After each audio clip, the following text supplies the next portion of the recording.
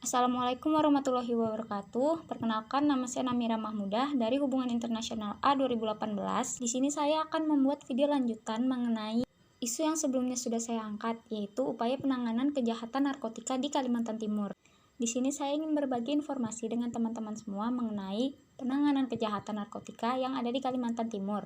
Sebelum saya masuk ke bagian pembahasan, saya akan mengevaluasi dua video sebelumnya. Dalam dua video sebelumnya masih terdapat banyak sekali kekurangan.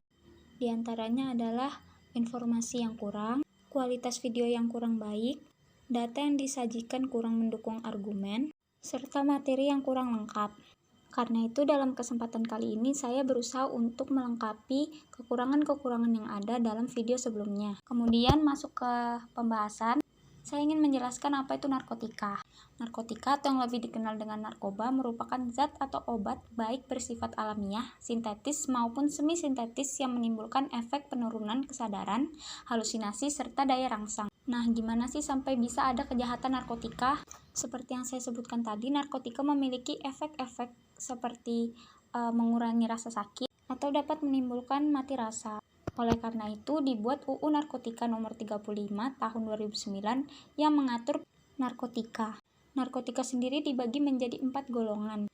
Golongan yang pertama yaitu yang dapat menimbulkan ketergantungan tinggi dan hanya dapat digunakan untuk perkembangan ilmu pengetahuan, tidak untuk bidang pengobatan. Lalu ada golongan kedua yang memiliki daya ketergantungan tinggi menengah dan digunakan dalam bidang ilmu pengetahuan dan pengobatan. Lalu ada juga golongan ketiga yang memiliki daya ketergantungan menengah dan sedang, lalu ada golongan 4 dengan daya ketergantungan sedang. Kenapa bisa sampai ada penyalahgunaan narkotika? Karena terdapat individu-individu yang menggunakan narkotika tidak sesuai golongannya, seperti penggunaan golongan 1, sementara golongan 1 sendiri tidak digunakan untuk bidang kesehatan ataupun pengobatan. Kebanyakan individu-individu yang menyalahgunakan narkotika ini mengincar efek yang diberikan dari narkotika seperti halusinasi, mati rasa, ataupun kebal rasa sakit. Selain penyalahgunaan, terdapat juga perdagangan ilegal atau perdagangan gelap.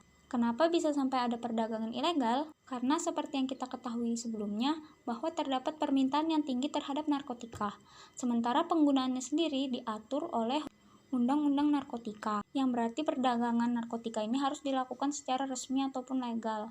Namun untuk memenuhi permintaan itu, akhirnya terciptalah perdagangan gelap, yang dimana perdagangan itu tidak mungkin dilakukan oleh satu negara saja, karena terdapat sindikat-sindikat yang berasal dari luar negeri. Karena itu, kejahatan narkotika dikategorikan sebagai kejahatan yang bersifat transnasional.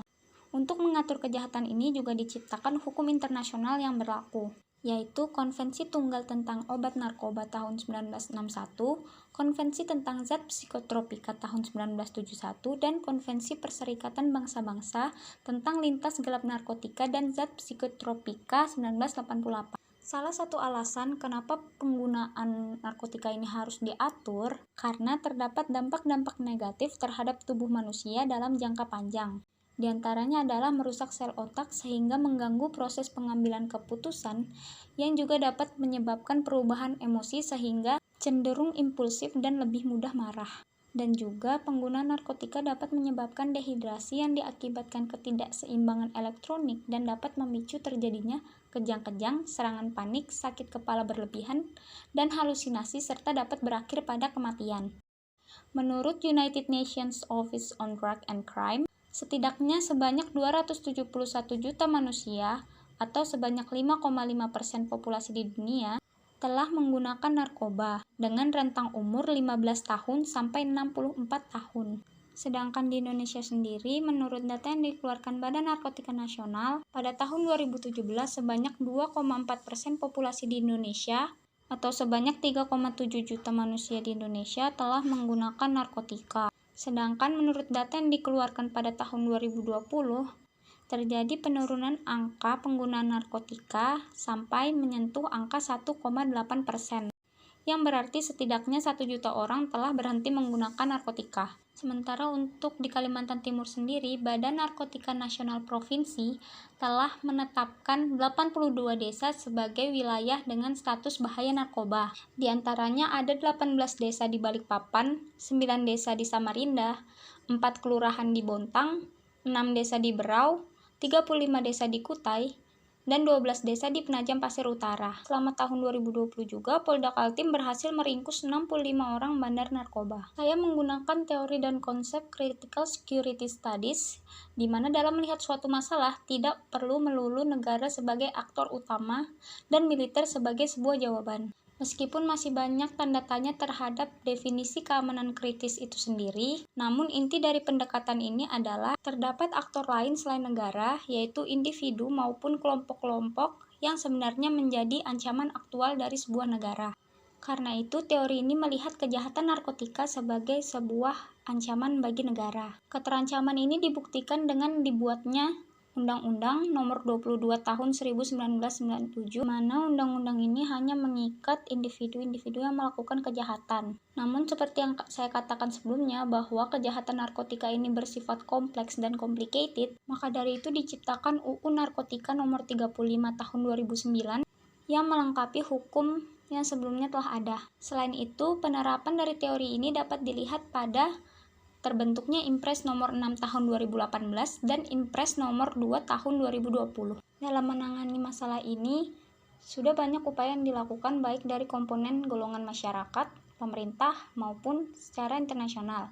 Di tahap pemerintahan lokal dan masyarakat, terdapat sosialisasi program P4GN yang bertujuan untuk mengedukasi masyarakat tentang penggunaan narkotika dan pengedaran narkotika. Sementara di tahap pemerintahan pusat, dikeluarkan kebijakan-kebijakan seperti Impres nomor 6 tahun 2018, Impres nomor 2 tahun 2020, kebijakan Supply and Demand Reduction, kebijakan Active Defense, dan Collaborative Government. Selain itu, BNN juga aktif mengikuti forum internasional, diantaranya ada Forum CND yang dilaksanakan di Austria, The Ninth ASEAN Drug Monitoring Network, kemudian ada UNODC Global Smart, kemudian ASEAN Senior Official Meeting on Drugs Matters, dan Reconvent 63rd Session of Commission on Narcotic Drugs. Atas upaya-upaya yang telah dilakukan ini, terjadi penurunan angka dari 2017 sampai ke 2020, sebanyak 1 juta orang di Indonesia telah berhenti menggunakan narkotika. Mungkin itu saja informasi yang bisa saya sampaikan. Terima kasih. Wassalamualaikum warahmatullahi wabarakatuh.